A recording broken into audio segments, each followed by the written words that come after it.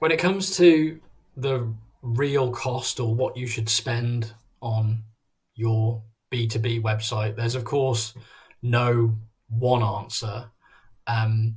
Budgets vary massively by business size and maturity, by industry, by functional requirements, all sorts of variables. So there's no way to answer that question with a single figure. But there are two things that I think about often. One is that when you search for information on this important topic that's of interest to many people, the information you'll find is almost universally about how little can you spend, how cheaply can you do your B2B website. It's not unusual to Google the question, visit a high-ranking result, punch in your website factors, page count, etc., into a calculator, and come out with a number like £2,000, $3,000, $5,000 if you're pushing it,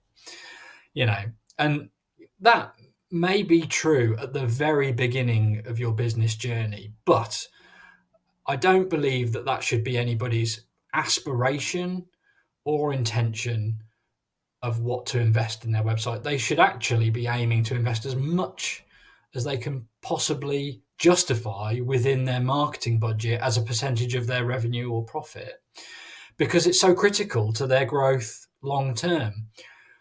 While the content that you can find online will nearly all talk about how low it is possible to do a website for, very few people talk about how much big brands are investing in their website.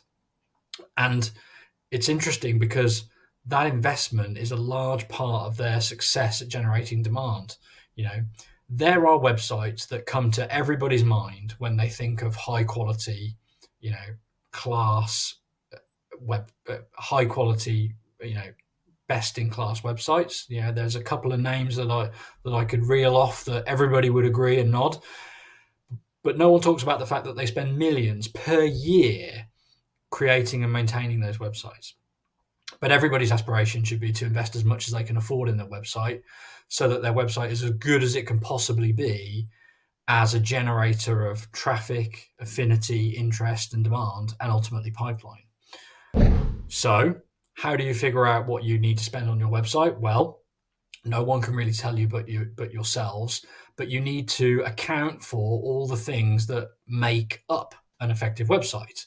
And that too is another area where people are often overlook certain things, or encouraged to not invest in certain aspects of it. So for example, your total cost is going to be made up of things like running costs of software and infrastructure and technology, strategy and setup and preparation work, such as figuring out what is the sitemap that I need, what is the content that my buyers require, what is the keyword strategy that I build into these pages, and so on. And those are two things that are very often omitted or overlooked.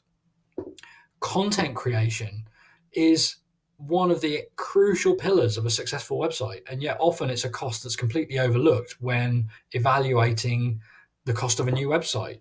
But crisp, clear, concise copy is a key component in an effective website. So the cost of copy creation needs to be factored in. And then, and only then, really, do you get to the costs of design and development. And if you're thinking in a really detailed way, QA, testing, and the launch process, and so on. But all of those things together make up your website cost. And you need to work out what you can budget to all of those things if you want your website to be a central, successful key in your digital demand generation.